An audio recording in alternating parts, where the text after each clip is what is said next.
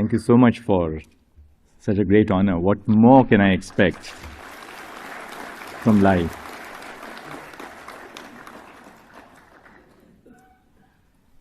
I'll begin with a little story about flowers, because I was thinking that the second bouquet was for Brother Sanjeev, and when the second bouquet came for me, and then there were two bouquets for Brother Sanjeev as well. When I became Chief Justice of the Allahabad High Court, on an average, at every bar functions, there would be about 25 to 30 marigold garlands which were placed on your collar. And of course, when I went home, Kalpana would say that, these marigold flowers tend to damage your shirt, and then it's very difficult to get the color off. So I began by telling the president of the Bar Association, I said, ये आप फूल देने का कष्ट ना करें, कितना पैसा खर्च करते हैं आप? So he said, नहीं जी, ऐसा नहीं है, अब इतना प्यार है, सभी का प्यार है. Then I said, but कष्ट आप ना लें इतने फूल देने का. At which point of time he told me the eternal truth. And he said, ये फूल आपके लिए नहीं देते हैं चीफ साहब, ये हमारे लिए देते हैं. थोड़ा सा फोटो वोटो भी हो जाता है आपके साथ. बट सच में आज जो फूल मिले हैं मुझे, ये मैं दिल से मुझे पता चला कि ये फूल मेरे लिए थे.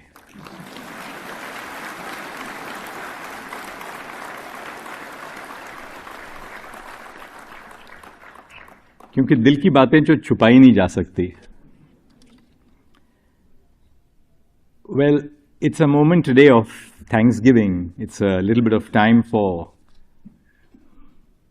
looking back in time. But before that, I would like to thank from the bottom of my heart the Supreme Court Bar Association for organizing this event, and for all the beautiful words which have been said by each one of the speakers who preceded me.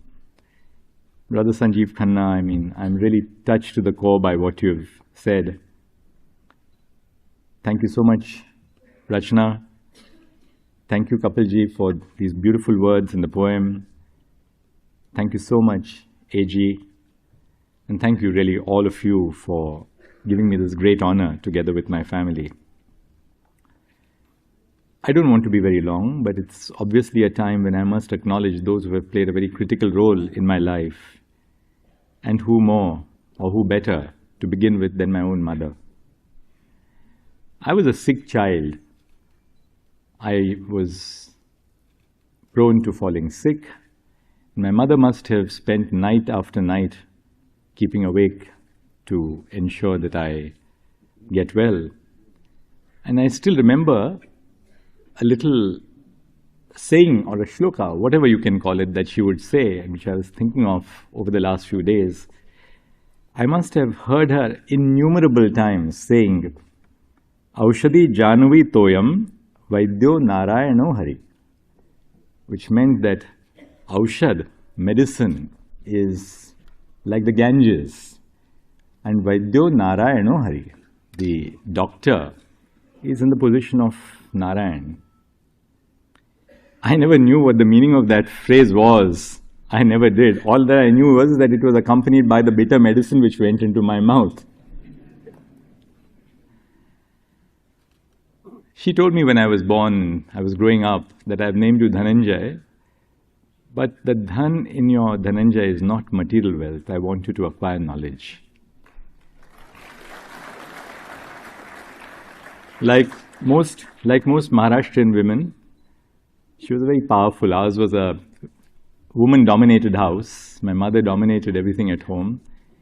And I think women from Oriya are in the same pattern. So my lovely spouse, Kalpana, calls all the shots at home, but never messes around with the judgments. We had a household help when I was young. Her name was Bhimabai Bhanu Ghamat. She came from rural Maharashtra, coastal Maharashtra. She was engaged because my mother had contracted typhoid, and she was engaged to be with my mother to give a nursing care for her. And when I was born, I was a late-born child, but not fondled. I was disciplined, but not overly disciplined. I was allowed to live my own childhood without really compelling me to live the dream of my parents. They never tried to live their dreams through me. But Bhimabai Bhanu Kamath was completely illiterate. In fact, she learned how to write her name when she joined our family, our household. I was so sick, but she really nurtured me. And she taught me so much about life beyond the urban area that I was born into. From her, I realized the truth about our rural households, rural Maharashtra.